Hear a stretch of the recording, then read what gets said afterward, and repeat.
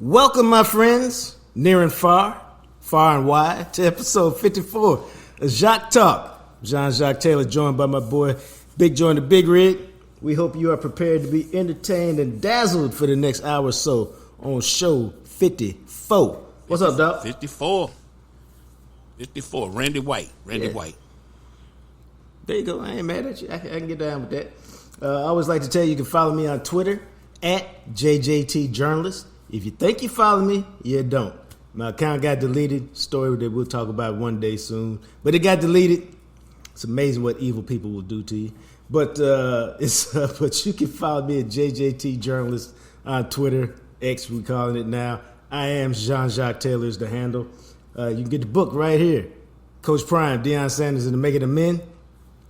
I spent a year with Deion in 2022 at Jackson State. And if you want to know why he's going to succeed in Colorado, this book right here will tell you. I always like to remind you that if you're ever involved in an accident, it's not your fault. Somebody else's negligence has caused you some pain. What you want to do, now I'm disappointed if you ain't put the number in your phone yet. It's 972-934-8900. It's greening law. You dial that number. If somebody's injured you, it's not your fault, away from the crib. You dial that number, 972-934-8900, and you say, hey, here's my situation. What do you think? And I'm telling you, if they bring you on as a client, it's a great day for you. Not a good day, but a great day for you. Why?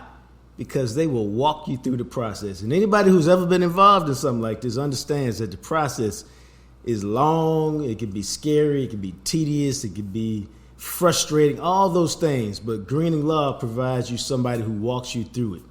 And the thing about it is they don't collect anything. No money, no nothing, unless you get paid. Did you hear that? They don't get paid unless you get paid. What could be better than that? And when I say they walk you through the process, if you need a doctor, they got you. If you need a specialist, they'll find you a specialist. They do whatever you need to do so that you can have peace of mind, so that you can focus on what? Renewal and health. Get your mind right, get your body right, get your life back. That's how I like to say it. Greening Law is a place to call, 972-934-8900, if you're ever involved in an accident and it's not your fault. Washington, did you watch that game last night, man? Yes, sir. I watched the game with my son. And at one point I tweeted out, if I was a Washington fan, okay, let me stop. Y'all know I can't stand Michigan. I hate Michigan. So let me restart. Let me give Michigan their props. They played a terrific game. They deserved to win. They came out strong. They did all the things they're supposed to do to be a championship team, fought through just a smidgen of adversity, got the dub. Congratulations to them. Ended a very long drought without a national championship. Great. So, back to my point. If I was a Washington fan... That wasn't that hard. That wasn't that hard, was it? Yes, it was, dog. Yeah, it was. All right. Yeah, it was. I ain't gonna lie to you. Yeah. But here's the deal. If I was a Washington fan, that game would have driven me crazy. And I think I tweeted to the point where my head would have popped off. Because once the game settled down and they got back in it, they just refused to make a play. There were so many plays to be made. I'm not talking about extraordinary plays. I'm talking about just regular plays that they'd have made all year. And they didn't make them. And at one point I tweeted out, when your boy dropped the pass on third down, kind of wide open in the flat, I was just like, they don't want to win, man. They just don't want to win. They just left so many opportunities on the field. And I ain't going to lie to y'all. Y'all know I love a black quarterback. Penix was awful last night. Just awful.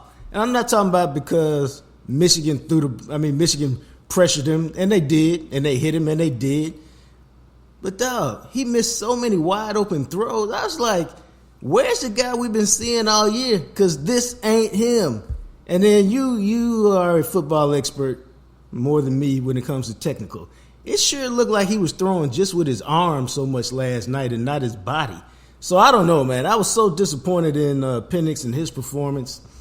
And then Washington in general. Not that they would have won the game, not that they should have won the game, but they could have made it a terrific game if they had just made the plays that were there. What'd you think? Well, below the waist, he's been injured a lot in his career. And if you look at his motion, it is more upper body than his legs total. You can tell because he got knee braces and stuff on. When Michigan started hitting him, that took a toll on him. Plus, they disrupted him. And a lot of times, I'm putting like, hold on, let me say this. I was thinking this the whole game. Was Penix that good or Texas that bad? You see, the secondary that he chewed up the game before. Because Michigan's defense is better. Michigan play better competition. No, Michigan they got probably the best defense in the country. Or, top 2 or 3 defense in the country. They led the nation in scoring defense, so I give them that. Well, look at the competition. The nation in turnovers, too. Well, look at the competition they playing. It's a difference. I mean, you in the Big Ten, versus the Big 12, versus the Pac-12, is you got to go through Ohio State, Penn State. You got to beat all them teams, and it's just to me it was just a scheme and a talent deal. Plus all the stuff they've been through this year. I thought Penix was bad, but I don't think he's bad. I just think Michigan disrupted the hell out of them and threw their timing off. Yeah, okay. It just there was clearly something wrong because they didn't look anything like the team we've been seeing most of the year. And again, the wide open throws he misses the ones that bothered me. I mean, it's Michigan. They got a good defense. But when they missed those wide open throws, I was just like, wow, man. Especially early on when they had a chance to really make something happen. And I was just like, damn. The other thought I had was, my Ohio State brethren up here talking about Ryan Day needs to be fired and this or that. We lost by 6 points to the undefeated national champion. And you had a ball and a chance to win on their side of the field in the last minute. Like, was the season really that bad? You know what I mean? Yeah. Like, I understand that, yes, the goal every year is to beat Michigan. But this is probably one of the best teams Michigan's ever had. And so it's not that you're looking for moral victories and all of that, but the game was the game. It was a nip and tuck game the whole way, and you just didn't get it done on the last drive. That doesn't mean your whole program sucks, which is everything I've read this year. Well, Ohio State for the last month is Ohio State wasn't sexy this year. They didn't have big time quarterback. They didn't blow people away. That's really the only thing they were missing was the big time quarterback. Well, that's what it boils down to. They had everything else. Well, that's what it boils down to. They wasn't very sexy this year. They was more blue collar and it just wasn't an exciting team this year. So that's what for me is fine. But for Ohio State people, no. For me on the outside, they were boring to watch this year. Yeah, that's what I'm saying. They wasn't sexy at all. That's the problem. Y'all spoiled like that. You got 3 first-round quarterbacks, 3 first-round quarterbacks in a row, and the other guy was all right. Just they wasn't sexy this year. That's all I can say. Yeah, Michigan. I thought Michigan made the game more difficult than it was supposed to be. When you start off the way they started off, running the ball the way they were running the ball, they had 175 yards rushing on their first 9 carries. Why they ever stopped running the ball, even for a minute, is beyond me because early on, Washington just couldn't do anything with the running game. And Donovan Edwards goes 2 for 84 or 2 for 87 and 2 touchdowns on his first 2 carries. He only carried the ball 4 more times the whole rest of the game, which like sometimes guys seem like he in the zone and you'd be like, well, we're just going to feed him for a minute. But that was not the case. So all of that was interesting. But at the end of the day, regardless of what they did on offense, their defense was so good that Washington really, they had a chance, but they really never had a chance. They couldn't make plays when they needed to. What'd you think about J.J. McCarthy now, and what do you think about him potentially in the NFL? He probably won't play in the NFL. He reminds me of TCU's quarterback last year. He's a winner. He can run. His passing game is okay. I always thought Michigan played him in the wrong offense.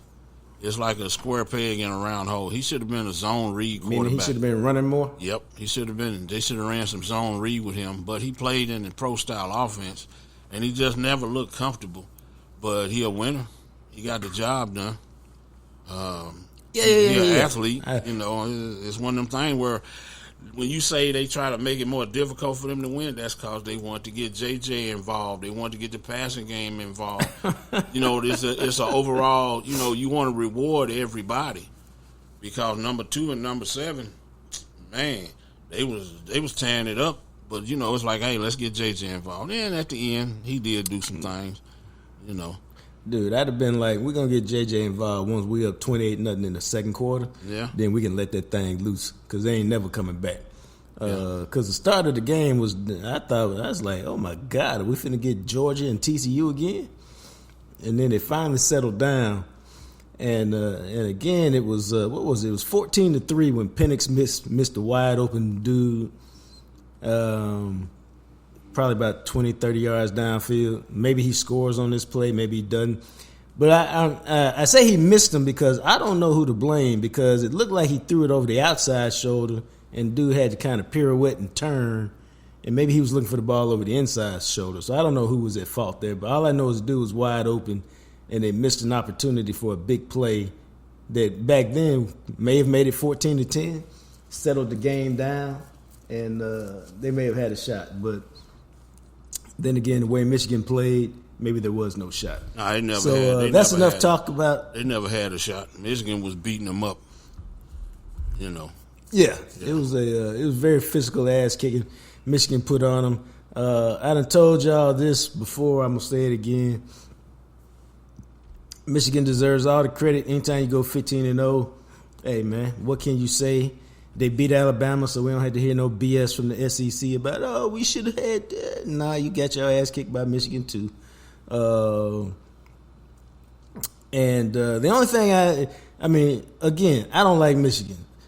I don't want to read a bunch of stuff about them this morning. I stayed off of Twitter. So salty. Dang. But I'm telling you I'm salty. I'm not denying why you still congratulating them if you're going to be salty? That's like somebody marrying your girl. You going, congratulations, dog. I hope y'all be happy. Hope y'all have a lot of kids. Because I'm giving them their props. Okay, man. Because they deserve their props. The only thing I don't like, and Jim Harbaugh is doing it again.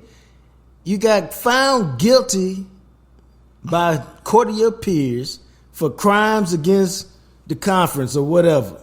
You were found guilty by your own thing. You admitted your boy was on your staff.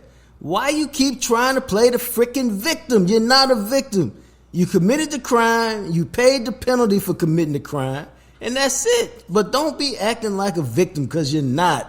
That's my only beef with it, dog. Hey, they caught us. We got away with it. They caught us. We paid our penalty. We trying to move on. All this victim stuff. God. Okay, enough of that. Let's call Todd Archer. For real. Old salty ass. That's funny. Yeah. Man, I hope y'all have a long life together, man.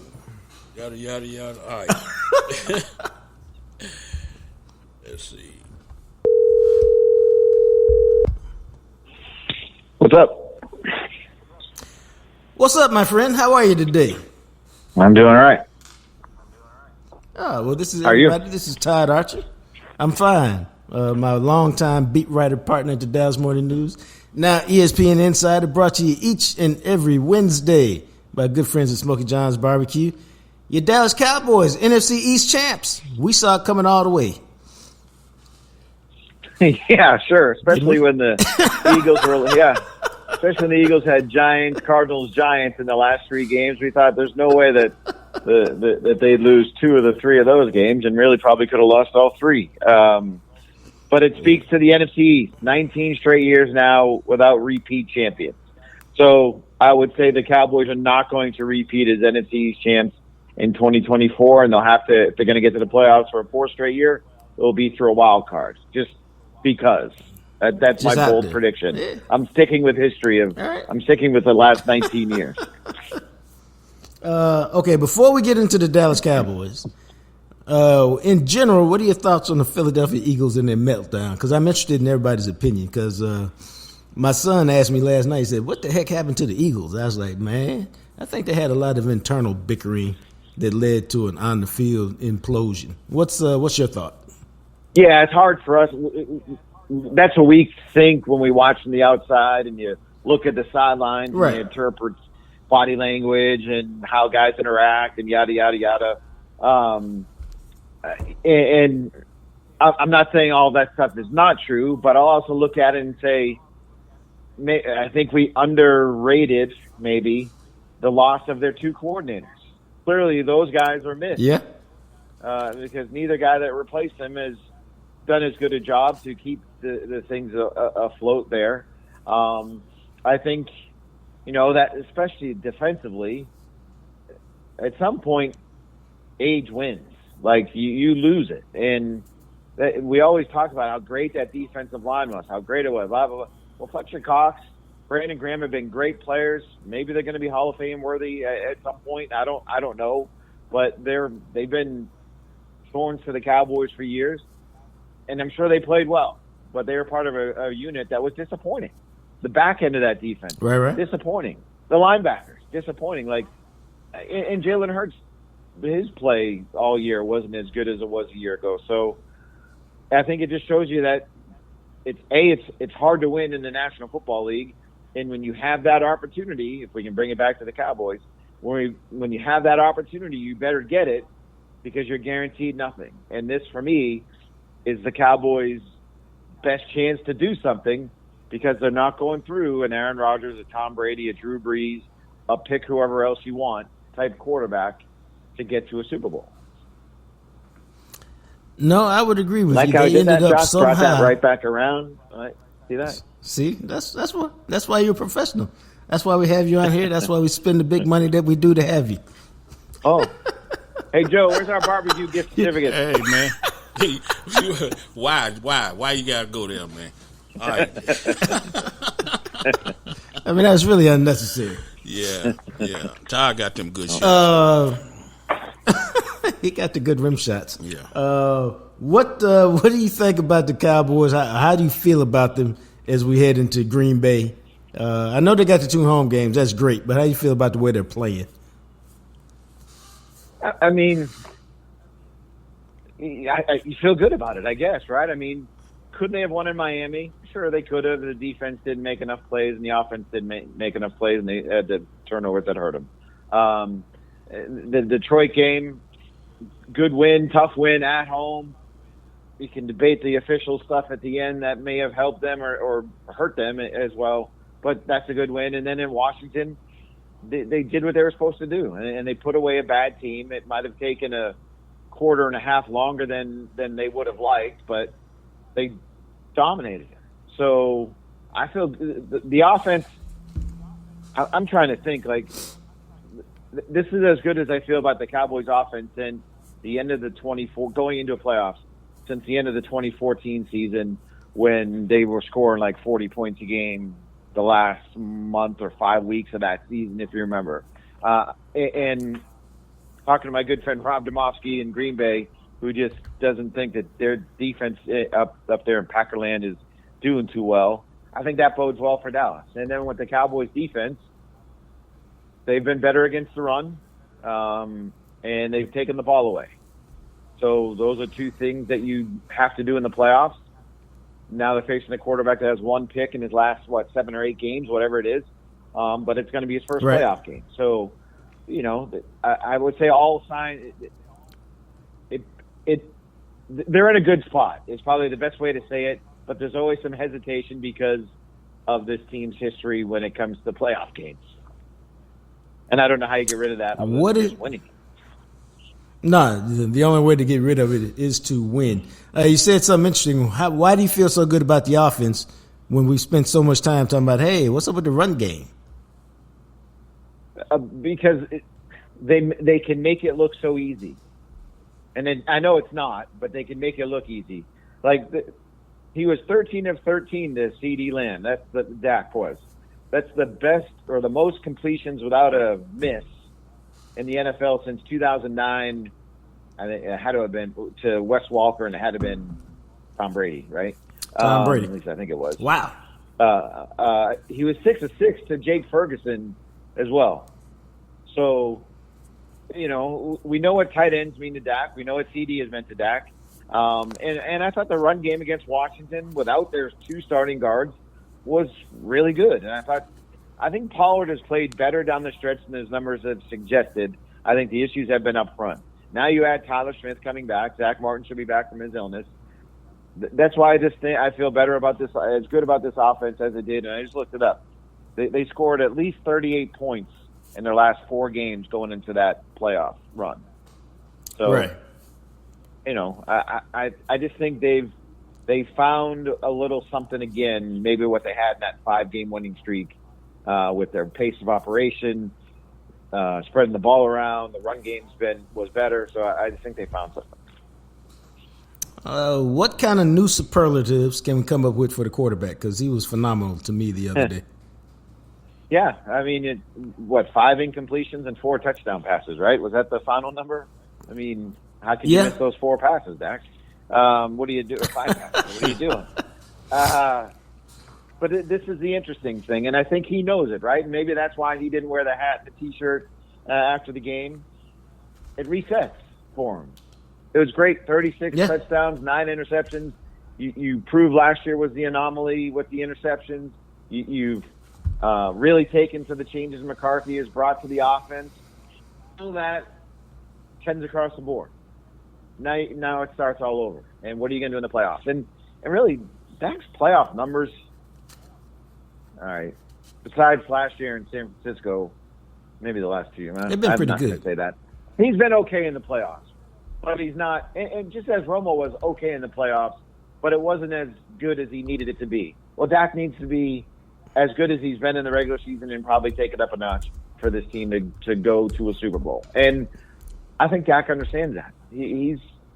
That's why he's like, I want something better than just this hat and this T-shirt when he talked to us after the game on Sunday. No, I think he's locked in on that. I think I've asked you this before, but now that the season's over, why do you think he's been so good? Yeah, I said this earlier on another radio station this morning down in San Antonio, so I'm going to repeat it to you.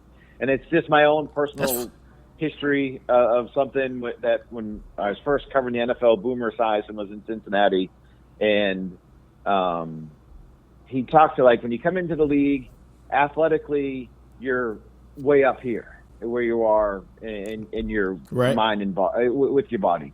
But mentally, you're down way low.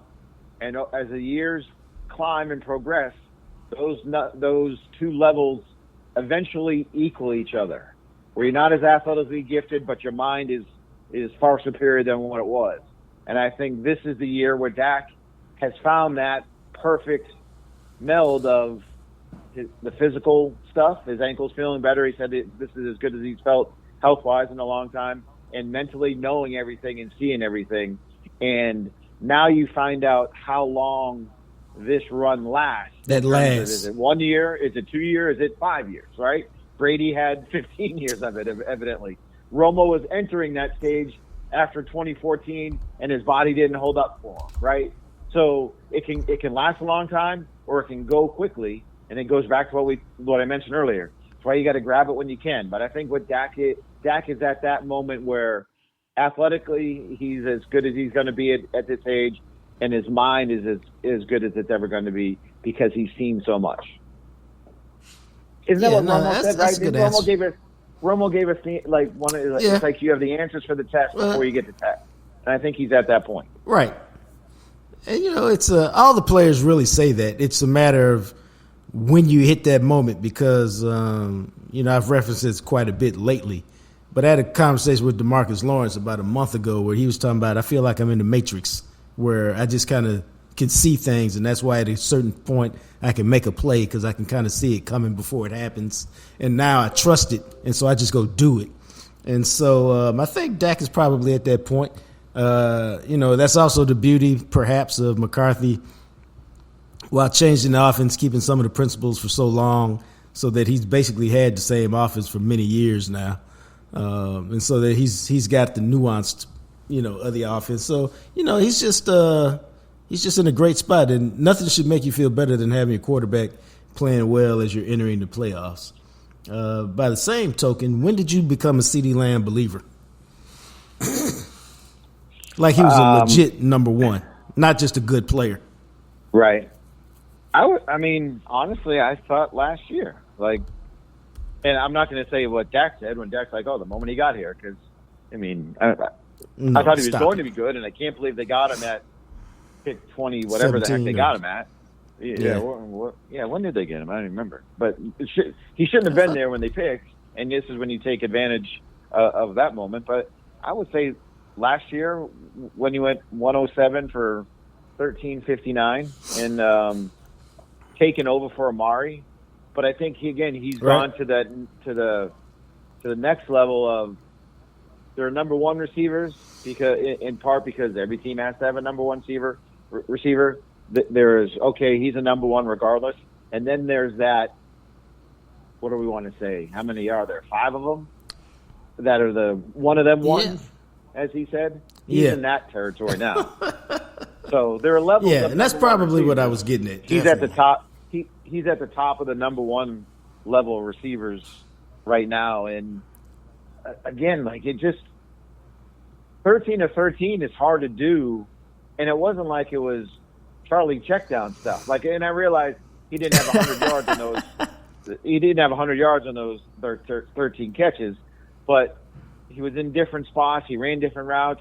They got him in different matchups, and I think that's where he's so dangerous is how he can maneuver around the formation, and they can get him on linebackers. They can get him on safeties. They can get him on their third corner, and he can still win against the top corner. So he's been impressive, and I always like the offensive player of the year and MVP and what should be the difference. He should get votes for offensive player of the year. He's not going to win it, mind you. I think McCaffrey maybe wins it, or Tyreek Hill, or whatever. Maybe somebody goes for quarterback, but he has to get some votes for the season that he had and how good it's been. And the dude's only how old is CD? 24. 24? 20. 24.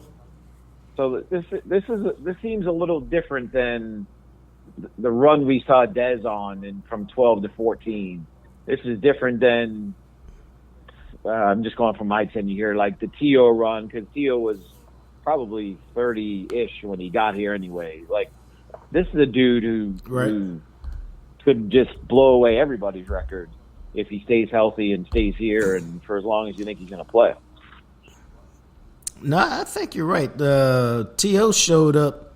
Dude, T.O. was 33 when he showed up. Yeah. T.O. was 33 when he showed up. Dez was late 20s in 2014, 12 to 14, 26, 27, 28. Yeah, let me go like look. I was going to tell you this. T.O. from 33 to 35 averaged 78 catches, 1,200 yards, and 12 touchdowns. That ain't bad for that age group, bro. Right. And then Dez Bryant. I think Dez. Okay, so Dez came in the league older. The same age. No, Dez was 24 in 2012. So I keep forgetting that Dez came out. They both came out early, but Dez didn't play his last year. You're right. Dez from 24 to 20. This is unbelievable, man. Dez was done, and he'll be mad if you say it like that, but he was 24 to 26 when he did his damage. After that, he didn't. Right, and I think that's when he started getting banged up and hurt. Yeah. Hurt his knee one year, right? Yeah. As great as Dez was, he only had 3,000-yard seasons. And they happened all in a row, 2012, 13, and 14, when he was the most unstoppable receiver in the league to me, because you just throw the fade up there to him. Calvin Johnson at that time. Well, yeah, let me give Calvin Johnson his props. They was comparing him to Mega, just 1 and 2. Yeah. Yeah, for that period, when he was just, you couldn't really do anything with him. So, no, CD's been great. And it doesn't feel like CD's run is about to end. It seems like it's just really getting started. Because hopefully you would think he's going to play with Dak several more years before Dak rides off into the sunset or his contract's up or whatever. So both of them in their primes, because quarterback prime's a little older than receiver prime. They should do some damage. Defensively, what's the key for these Cowboys heading into the playoffs? I mean, I can give you the Johnny football boring ass answer that no one really cares about. No, I want the exciting Todd Archer answer. Yeah, I'll take boring. That's all good. I'm good with that. I mean, they got to stop the run, and they did it again. Everything is like, he just want to say, okay, I realize it was Washington, but they stopped the run. I didn't think they were that good at stopping the run against Detroit. I thought they were okay against Miami, I guess, to a degree. That kept them under 100. Obviously, they were awful against Buffalo. But, Aaron Jones has caused this team issues. A.J. Dillon's a big back. They're probably going to want to start Jordan Love slowly in his first playoff game and not ask him to do anything. Maybe I'm wrong. But, then you look past this one, then you're facing Detroit again. You stop the run. Then you face San Francisco, stop the run. So that one's going to be the key to me, how they play defensively. Some of it's predicated on the offense getting a lead for that defense. But I think the good thing you've seen here lately is they've gotten the takeaways again. They were missing those for a couple games there, but now they're getting the takeaways again. Jordan Lewis is a baller, man. Like, he might be one of the favorite guys to watch play that I've covered on this team, because he's 5'9", 185. I don't know what they list him at, but he might be among the toughest guys that's ever played here. I mean, he's a dude. Like, I enjoy watching him, and not just because I'm a Michigan fan. Jacques, who won the game last night? Oh, I'm sorry. Hey, he been salty, man. First 10 minutes of this show, salty as hell. Congratulations. I was not salty. Yeah. I gave them their props. Congratulations, Michigan. I did. It was like this, Todd. Congratulations, Michigan. Yeah. Y'all win. Y'all was the greatest. All right, then. It was like that, dog. Salty, man. So you go Moving ahead. on. Go ahead. Go ahead. I have frequently said Jordan Lewis is the only dude from Michigan I like. I frequently said that. Yeah, you have. I dapped him up and gave him a bruh man hug in the locker room when they beat us this year. And he looked at me and started laughing and said, "You a good man." Because I like Jordan Lewis for the same reason Todd likes him. He ain't never been a big dude, yet he's played at Michigan, and he's carved out a career in Dallas, where they've been trying to replace him for a minute, and everybody will forever be trying to replace him because he's a small guy. But if you're talking about, and Todd and I have talked about this at various points, you can beat Jordan Lewis and you can make some plays on Jordan Lewis like you can everybody. But Jordan Lewis is also a playmaker. And at various times throughout the season, he going to make some plays. And if you just want guys on your team who make plays, man. Because if you got a roster full of guys like that, then you can make something happen. His tackling, man, for a little dude, his tackling is open field tackling. Think about he ripped the ball away from McCaffrey up in San Francisco in the regular season. He ripped the ball away from Brian Robinson the other day. Like, he's going for the ball, and I go back to had to have been the Detroit game, or maybe even the Miami game. Like, he's setting the edge on some of those things as a nickel corner. Yeah. Like, I mean, and making tackles. Like, he's fun to watch. But to get back to the rest of the defense, as much as we enjoy watching Jordan Lewis, and it's probably about this whole team, right? The stars have to play like stars. Mike has got to be a star. DeMarcus Lawrence has got to be a star. They all got to be stars. Dak, CD, the offensive linemen that we all know about. For them to go on, those guys have to be at their best. It's not that you can live with the guys who aren't stars playing less, but it's almost like those stars better rise to the occasion and make themselves known in these next couple of weeks. And that leads us to this last topic. What about the head coach? There's a quote there's out there where Jerry's talking about McCarthy, and he ends it with, "But there are games to go." Basically, he's saying it seems like he's saying, but we'll see how these games in the playoffs go. Is there any way you see McCarthy not returning next year? Okay, you just said it as anyway. So we've been covering this team long enough to know you never close the idea on something when Jerry Jones. So if there's any way, sure. Is it 5%, 2%, whatever? So yes, there is a way, but it would be surprising to me. It's 3 straight 12-win seasons, 3 straight playoff spots. Dak had his best season. I think some of it, of the McCarthy speculation, always falls on what we think we know about Jerry Jones and not actually what we've seen from Jerry Jones, right? Right. Since Chiangalli, because that was 2 years. And the Campo era doesn't count because they knew they were going to be bad. So right. He gave Garrett 9 years. He gave Wade an extra year after we thought he was going to be gone in 2008. He stuck with Wade. They went to the playoffs again in 2009, and then 2010 it ended.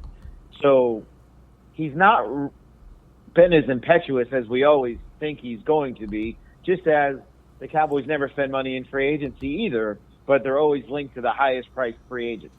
So it would surprise me if Mike were not to be here. But can I reserve the rights to change my mind, as I'm sure Jerry might, if they lose Sunday to the Packers at home in a bad way?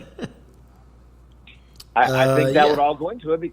I think that would all go into it, because then he's going to be like, well, do I really want to lose Dan Quinn? Do I think Dak can maintain this level of play with someone else in his ear offensively for the first time and with a different system? Or maybe they would keep Brian Schottenheimer as coordinator. I don't know. But to go back to is there any way possible? I think there's any way, yes, because it's Jerry and you never know. But again, I'd be surprised. A lot of folks think Dan Quinn will be gone after this year.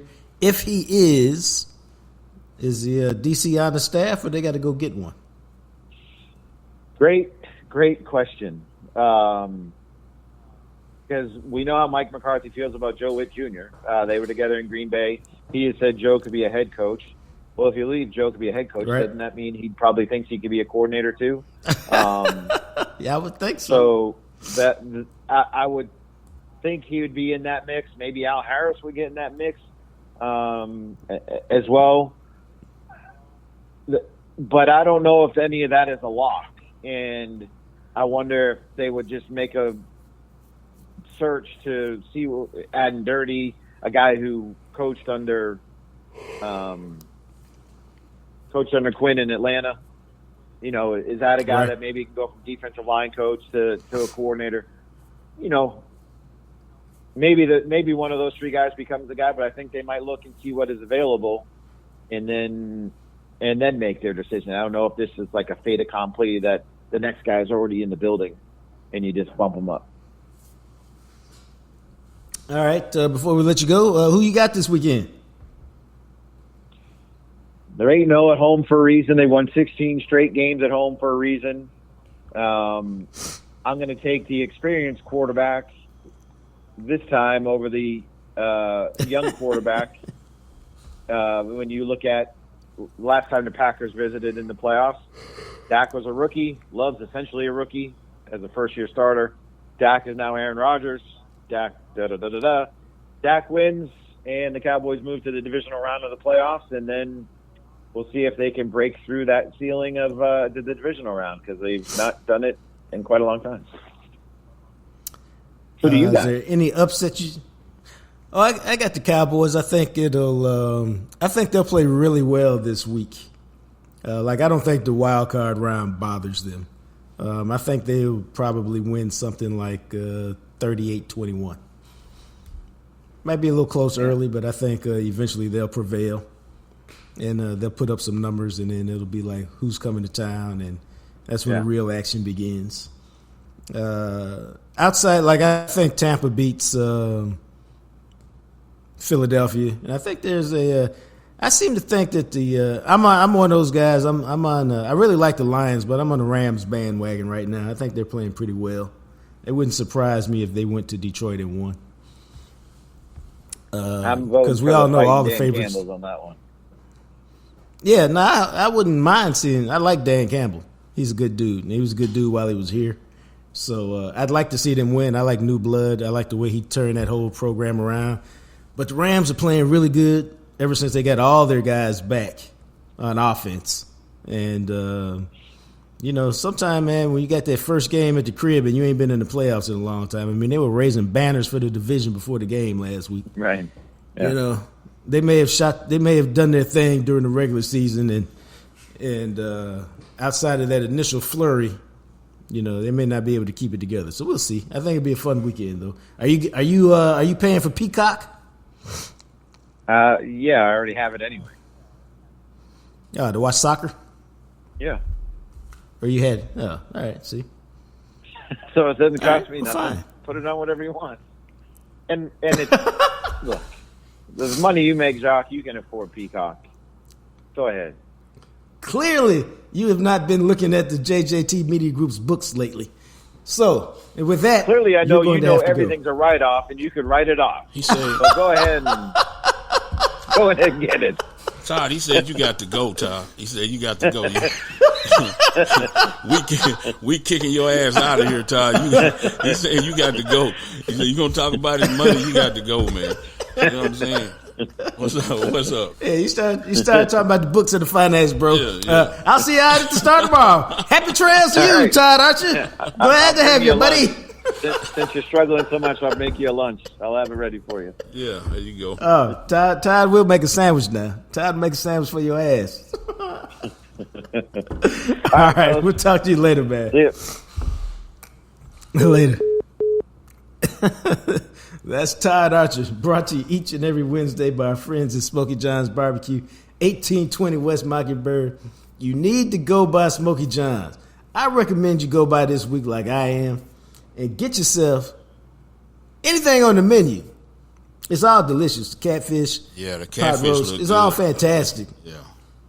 Oh, it's all fantastic. They got the Stan White, which is a rib, and some catfish put together in this plate. But I highly recommend what's off the menu, which is the Jam Session Bowl. Now, rumor has it that it's delicious. Rumor has it that it's a base with macaroni and cheese in one or mashed potatoes in the other. And then rumor has it that you put 2 out of 5 smoked meats on it. A friend of mine really wants to try the brisket combination. I, of course, go with the brisket sausage most of the time. Then, all that stuff you find on the loaded baked potato, man. All that stuff. Sour cream and chives and bacon bits and cheese and butter if that's how you get down. All of that, man. They put that on top of it, and then they either drizzle it with that great barbecue sauce or they drench it with that barbecue sauce. You tell them how you want it. It is delicious. It's enough for 2. Easy. And if you got a little shorty, I promise you the 3 of y'all can eat off of it. It's that much food, which is really funny because I've rarely seen one person kill it. My dad tried to do the one person kill it a couple years ago when he was in town, and he could not handle it. He couldn't get it done.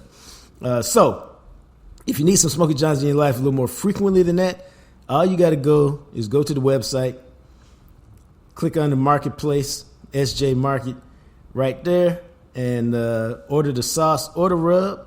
You have it at your crib in a couple days. Matter of fact, they got a new 12-ounce bottle of the rub. I put the rub on some popcorn, sent a picture to Big Joe the other day, and it was delicious.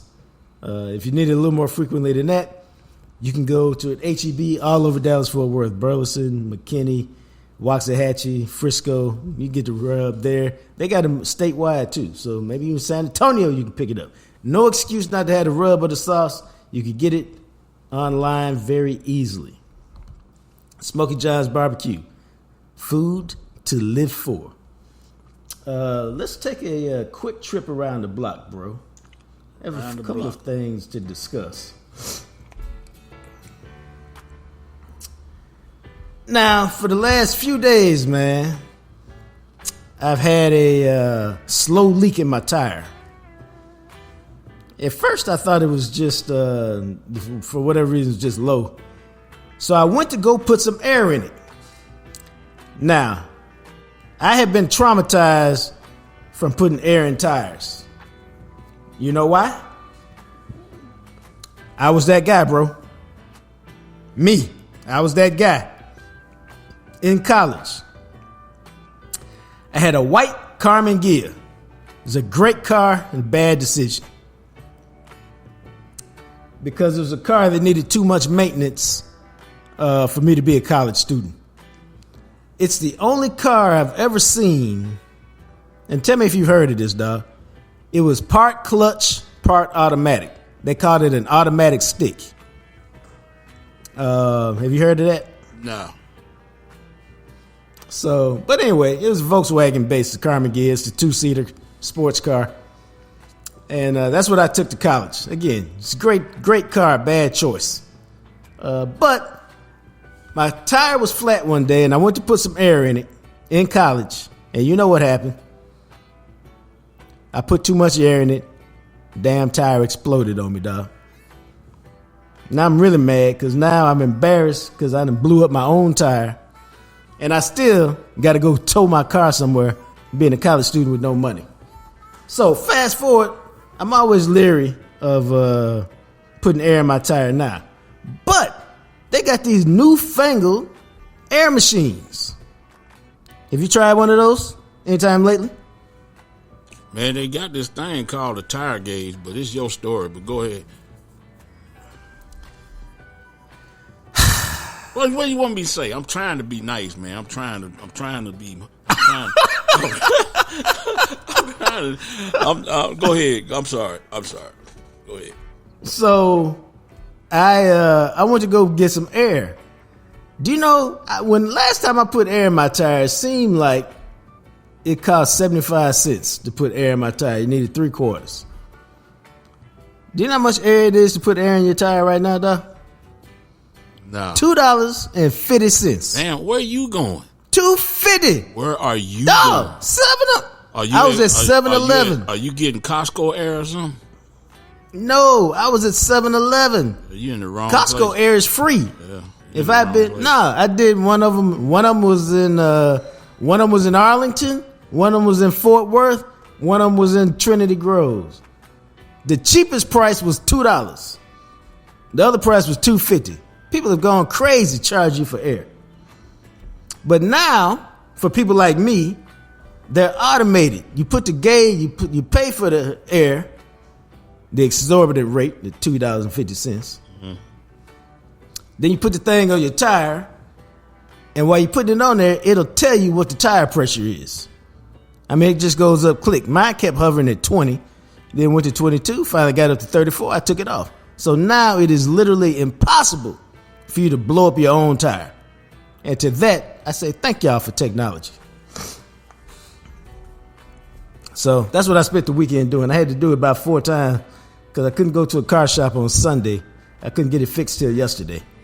But now I'm up and rolling again. So that's just in case you need some air on your tire. Understand that 1, you can't blow it up. 2, it's very expensive to get air in your tire now. Hey, man, everybody's not handy around the car, bro. Yeah, I'm not handy around the car. And I feel like... no, sir. Not at all. Matter of fact, I don't use a tire gauge, but I know what a tire gauge is. But no, I ain't handy that. I ain't going to pretend know what to one be. is. Anybody knows me, knows I'm going to ask more questions about a car. And, hey, all right, good. Yeah, well, that's what I do. But that air stuff, no, not that. No, I'm No, you can't be a truck driver for 25 years and not know something. But no, not that. Well, yeah, you make a good point about that. I had a friend of mine who vowed. I'm trying to figure out when they did this. This was probably about 4 or 5 years ago. they literally vowed that they were not going to update their phone anymore with Apple. Their theory was that every time you update it, Apple puts stuff in your phone to mess it up so that you got to go buy stuff for it later. Or it messes up the configurations that you have. And so this person just decided, I'm not going to do it. And you know what happened? They skipped because we were talking about this one day for about 30 minutes. They skipped about 4, maybe more than that, maybe 5 or 6 updates in a row. And guess what happened, Doc? At some point, their phone stopped working because all the updates had changed all the inner stuff in it. And so, you could call on it, but anything else, it was really slow to work. And so eventually they had to get the update. You just updated your phone and you were kind of irritated. What did it do to yours? Well, it just changed the names in there. That's the only thing. The lifespan of Apple is pretty good. So I would suggest updating it. The only thing that pisses me off is that it updates my names. You know, you've been JT the whole time. I'll just say, hey, call JT. Now it's Jacques Taylor. What the hell? And sometimes it recognizes, sometimes it don't. It just changes the names of people. You know, I got a friend of mine named Rick. Well, obviously, I was laughing because Rick knows I ain't about shit when they do car stuff, and he laughing at the damn me suggesting a tire gauge for you because he suggested for me 100 times. But anyway, now he's Sean. Right. Now he's Sean. So it just messes up the names and stuff. But I would say that most of the Androids, I've had way more Androids than I had Apple phones. I bought an Android maybe a year and a half after I got it and buying a new one. Yeah. But my Apple phone, I think I'm on 11. I think. Something like that. But I'm good with that. Well, I don't like to get them often, but I was kind of intrigued by the titanium one that's out now. I think it's the 16 or the 15. Yeah. I think I got a 12, I think. Mm-hmm. So I could justify it if I wanted to make a move in my mind. But it's interesting. I used to get phones every time they came out, and then I started treating them like video games, which means it seemed like every other year is when you need to buy a video game, a new one, because they don't make enough change from year to year to warrant going out and getting a new one every year. Yeah. Do you ever use the full capability of your phone? You know what I'm saying? I think that is a very good question. Yeah. I think I use about 40% of what mine does, maybe. What would you call the full capability of it? Video, audio, the organization part of the phone, the scheduling part. Okay, let's go down here. What would you say your 10 most frequently used apps are on your phone? Man. As you look at it right now. Probably Facebook, probably some games I got on there, text messaging. Right. Phone calls. Right. You talking about apps, ESPN? I don't know. It's casual but what stuff. About I'm not doing no production stuff on there at all. See, I use my planner. I don't use the calendar they got. I wouldn't bought a pro planner because I like that one better. I use that. I use notes mode all the time. When I got story ideas or I got thoughts that come down, I write them down there. I use voice memos all the time. For taping. I use this other app called Otter because it'll transcribe your conversations when you're doing interviews. I use Pages quite a bit on my phone because I type stories on my phone sometimes, more often than not. So I use quite a few production apps on my phone. So I'd say I use it quite a bit for business related stuff. You know, I use the camera, I use the video to post stuff. I use Twitter all the time. I got a Crossrope, which is a jump rope app I use quite a bit. So I wonder how many people use actually. Your percentage is way higher than mine. I'm probably like 40% capability. I bet you about 85, 90 with all of the stuff you're doing. I wonder how many people actually do that with their phone because, it's a lot of surfing, a lot of other stuff. Hell no. Yeah, I use it I use it as the mini computer that some people say that it is. Yep, it is. Because I do a lot of production on it. And I like Apple because I use my iPad all the time too, so you can go back and forth very easily between them. That probably and I'm always looking for apps. That probably lends itself to you being in the business that you're in, being a writer and different stuff like that, and the voice notes and stuff. Yeah. I know as a driver, I use the GPS. I use the notes a little bit when I was a driver. Right. A lot of the GPS features, a lot of the notes, a lot of the phone number. Because you always got to call somewhere to get somewhere and make sure you can pick up something. So yeah, probably when I was a driver, I probably used about 60%. But that's a good question. I'm gonna put that out on Twitter today.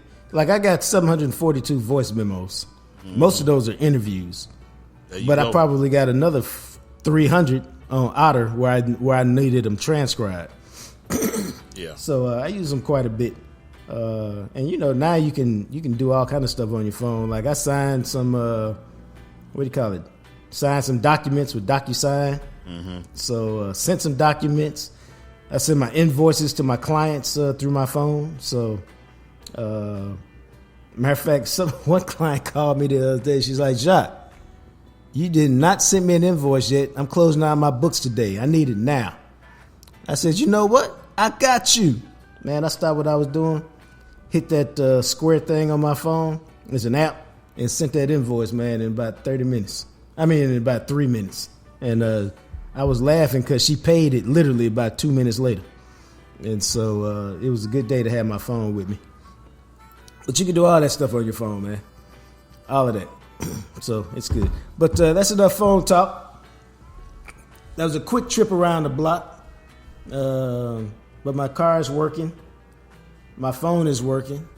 And now let's go to Joe's favorite segment of the week, man. 4 plays to shape the game. It's been a while since we did this, dog. Yeah, we missed last week. It's all right.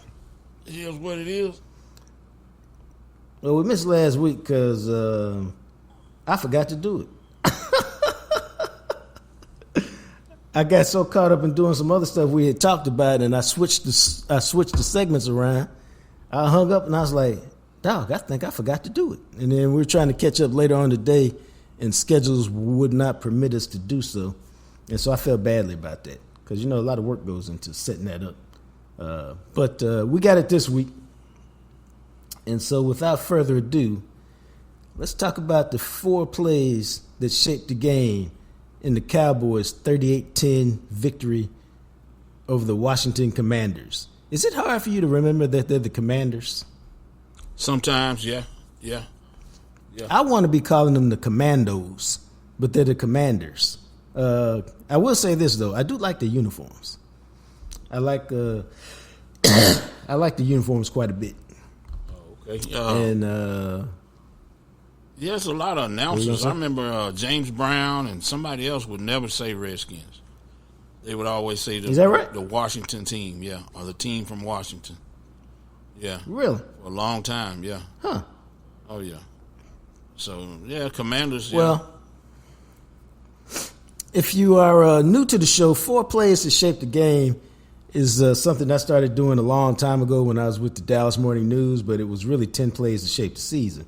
And it turned into 4 plays to shape the game because in the Cowboys win over Washington, there were 118 plays. But in every game, there's always 3 or 4 or 5 that if they had gone another way, the game might have been completely different, which is why coaches often say the game's about a matter of inches, because so many times you can look at a game and just be like, wow, this thing could have gone the other way if they had made this play. And so that's what it's based on. And so Cowboys won the toss and actually elected to defer. A little bit surprising, only because I wondered if, again, as Washington is a bad team, let's take the ball, go get up on them, and let's remove any doubt that they have any chance to win this game and make them play from behind from the start. But I also know how fond coaches are of the double. Score at the quarter, get the ball to start the third quarter, and you can erase a lead or you can extend the lead if you play it right. So I get it both ways, but Washington takes a toss, and it became clear that, they were ready to play. They go 15 yards to Curtis Samuel on first down. They get, after an incompletion, Brian Robinson goes for 9, and you're like, well, damn. At least early on, they are here to play. And on that, on 3rd and 1, just a couple minutes into the game, here's what happened. 31 here. Now they go trick play. Under center, Wildcat. Flip it out to Howell. He's got a man open. It's McLaurin. Oh, it's almost intercepted. McLaurin was open, but Gilmore recovered to save it. Then it's 4th and 1. There you go. Dude. I was looking, I was like, no, they didn't bring the flea flick out, the trick play out to start the game. 3rd and 1 midfield. That should have been a touchdown. Stephon Gilmore made a great play to deflect it away at the last second. He actually played it pretty good, given that I don't think you can expect the flea flicker 4 plays into the game, dog. Even though that's the right part of the field to do it. But he makes that play. It's a hell of a play because he fully extends himself, knocks it away, and then he actually bends over, hands on hip for a second, like, damn, we almost got caught on that one. And so they did go for it on 4th and 1 and converted it. And they went for it on 4th. I think he did get caught. I think he was. I think his ass was busted because Sam Howell just threw a terrible ball. If he chunks that thing, I mean, if he just throw it hard as he can, Terry gonna run under it. He just threw a terrible pass. I mean, I don't know if it was such a great play as opposed to if he wouldn't have slapped it, but I don't know. He was done. He was cooked. I think both things can be. Correct. Yep. That he made a good play. Yep. But a better throw, it wouldn't matter what he did. It'd have been a touchdown. Okay. Yes, sir. Yeah. And so ultimately the drive ends when they failed on 4th and 1 at the 31. But now understand, I think Dallas would have won the game eventually anyway. But can you imagine the emotional boost and the excitement and what would have and how the game would have flowed had Washington come out 4 plays into the game, bust your ass on a trick play, and they up 7-0. Again, I think the Cowboys would have won the game eventually, but the fight would have been much harder. It may have lasted much longer, and the game may have been much more tenuous. Well, when you calling that stuff, you call stuff early on. I'm agreeing with you 100%. You calling that crap early on, how can I take you seriously, dog? If you trying to do that. Okay, then now we're finna take a very quick exit ramp. That reminded me, what you just said, is when my son was playing for DeSoto 3 years ago, they were playing Rockwall in the playoffs. I got a friend through my boy Matt McLaren who coaches on Rockwall's staff. And so all year he'd been saying, man, if we ever get DeSoto in the playoffs, you better look out, dog. We coming. We got you. We ain't scared of y'all, da-da-da-da-da-da. So the week of the game comes, and I didn't want to mess with him during the week. So I go out on the field before the game because I was doing the sideline reporting for DeSoto that year. And I said, dog, what's up? He's like, we ready, dog. We bringing it today. We want y'all. We've been waiting for y'all all year. We got you. We ready. I said, all right, dog, good luck. I'll see you after the game. When I tell you in the first quarter and a half, now I can't remember exactly everything. In the first quarter and a half, Rockwall ran some sort of flea flicker, some sort of halfback pass, some sort of double reverse, and a fake punt and a fake field goal. And at some point, I walked by one of the coaches on the sideline because, again, I'm being a sideline reporter. I ain't trying to interfere with them while they do it because obviously they have a job to do. And I they really do not believe they can hang with y'all at all, bro. No, not because they done pulled out every single solitary trick in the first quarter and a half. And they still got dug up something like 50-something to 10 or 12 or something like that. It was a complete blowout. Yeah. But that's what this reminded me of. When you ain't got no chance, you start bringing them trick plays out early. Yeah. All that motion, all that other stuff. Yeah. Everything, dog. Everything. But, the Cowboys have seized control of the game. They go down and Jalen Tolbert scores at 7-0. And then, you got that little incident where Washington scores a touchdown, then they off a blocked field goal, then an interception off a tip pass sets up a field goal, and all of a sudden, Washington is up 10-7.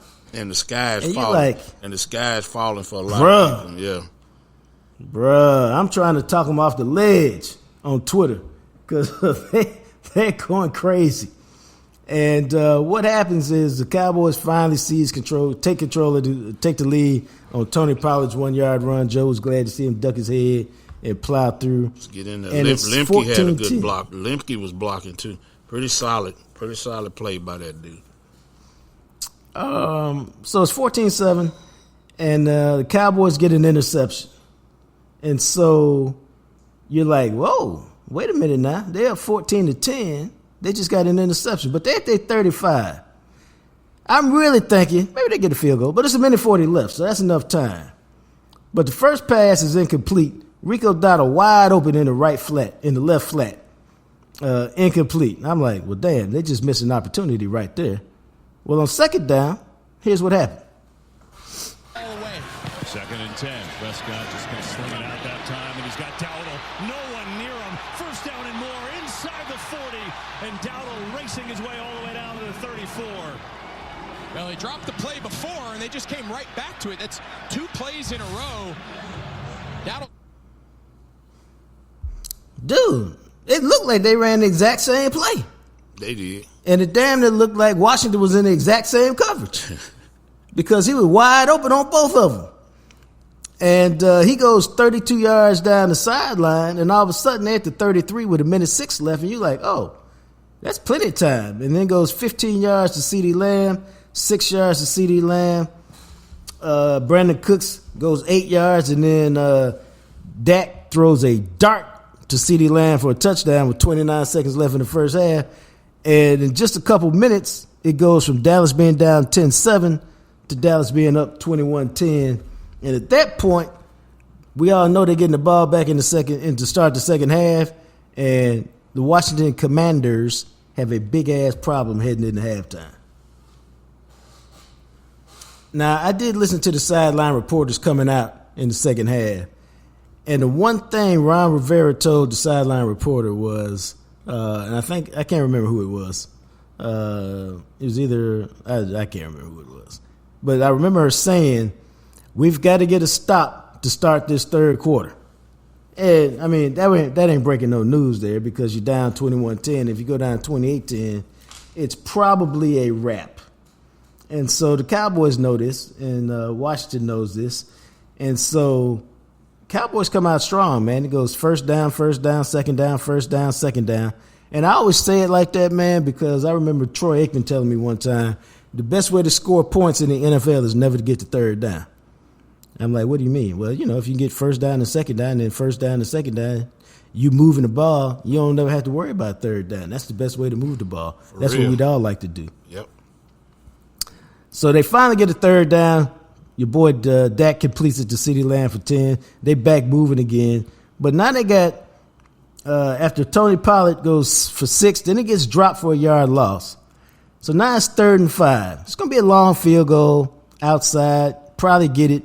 But 24-10, Washington can still feel like they're in the game. 28-10, they're not going to be in the game. So 3rd and 5, here's what went down. 3rd and 5 here.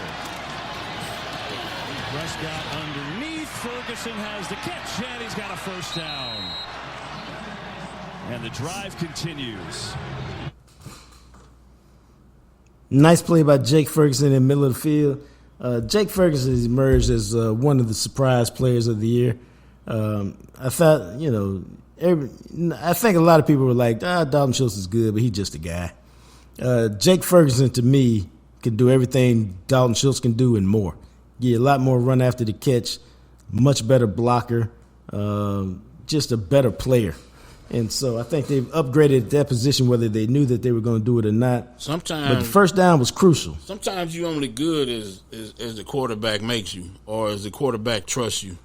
You know, Dalton Schultz was good because Dak liked him, and he caught the ball when it was thrown to him. But he did have a fumbling problem, and he didn't run after the catch.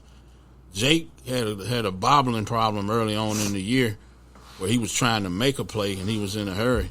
And Dak is really good at rewarding guys that make plays.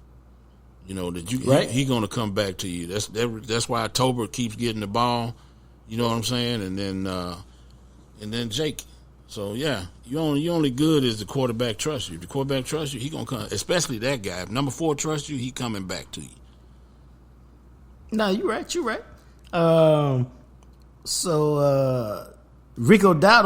Rico Dowdle goes for 20 on the next play. And then 2 plays later, Dak hits CeeDee Lamb again, 6 yards for a touchdown on the crossing route. Was it a screen? Over. Was it a screen or a run for Dowdle? I can't remember. He was good in the passing game. No, it was a run. Yeah, but he was pretty good. It was a run. He get ahead of steam. It's hard to get him. Yeah, his problem is staying healthy. Yes, sir. That's his problem. Yeah. That ain't nobody's fault. That just is what it is. And he could have I could see a scenario where if you bring Pollard back at a cheaper rate and run them both more 50-50 next year, and it might really work for you. But the problem is Rico Dowdle can't stay healthy. Yeah. And so I think you'd be looking for a healthier version of Rico Dowdle next year. Meaning you go draft somebody, pick up a free agent, whatever, find somebody with that skill set and let them go. 28-10, and it's just about over. And the reason you say it's just about over is, well, if they come and score in the next drive and make it 28-17, then it's not over.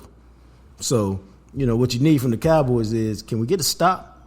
And then we can build on this lead or take the clock down, then it'll be over. And so what happens is Cowboys started off good. They stopped Robinson. I don't like this play calling per se from Washington because you're down 28-10. Passing the ball is what you do best. But they ran it with Robinson for 1, then they ran it for Robinson for 6. But now you set up on 3rd and 3. You're probably not going to run it. But here's what happened on 3rd and 3. The past couple years, and all reports are that it's coming to an end. And so is this drive. Howell goes down. It's Micah Parsons, and now a new career high in sacks with 14. Well, he was pretty clear all week. He said, I'm tired of being at 13 sacks. He's been at 13 and a half the last couple years. Well, he's finally off that 13 number, and saw him get a little frustrated earlier in the game with the attention he gets, but he got the sack. It's a terrific pass rush, wrapped him up, threw him down. Cowboys block a punt on the next play. That sets up another touchdown to Brandon Cooks. That makes it 35-10. Now the game is over. But Micah Parsons, big sack on that play. I was glad to see him get off the schneid. I know he's been wanting it. I know he's frustrated by the holds. So it's good to see him get a little bit of a reward. Cowboys close it out 38-10. They win 9 games by 20 points or more. It's been quite a while since anybody in the NFL did that. And so it shows that their ability to dominate. Now they just got to do it in the playoffs, man. They don't have to dominate. They just have to figure out a way to win. But that's it. Big win over Washington, and now we're on to Green Bay. And we will see what happens with the Packers. Roger that. So with that, we like to always appreciate our friends at Green & Law sponsoring the show. Without them, none of this is possible. The same goes for Smokey John's Barbecue. Remember, you can always find me at JJT Journalist. I am Jean-Jacques Taylor on Twitter, or X as we're calling it these days. For Big Joe and the Big Rig, until we chat again, you guys be blessed.